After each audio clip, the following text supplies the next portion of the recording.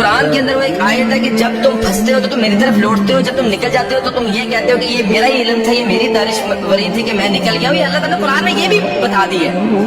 تو دعائیں بھی ایسی دل سے نکلتی تھیں کہ وہ آج بھی مجھے اپنے الفاظوں پہ بھی جو ہے حیرانگی ہوتی ہے. میں تو اللہ کا ہاتھ کھلاتا تھا، اللہ تعالیٰ تو یوسف علیہ السلام کو کنویں سے نکال کے بادشاہ بنانے پہ قادر ہے. یا اللہ تو یونس علیہ السلام کو مچھلی کے پیٹ سے باہر نکالنے پہ قادر ہے. یا اللہ تو محمد صلی اللہ علیہ وسلم کو غار سے نکالنے پہ قادر ہے. یا اللہ تو موسیٰ علیہ السلام کو فرعون کے اوپر غالب کرنے پہ قادر ہے. یا اللہ تو ابراہیم علیہ السلام کو آگ سے نکالنے پر قادر ہے. یا اللہ میرا مسئلہ تیرے آگے کیا ہے؟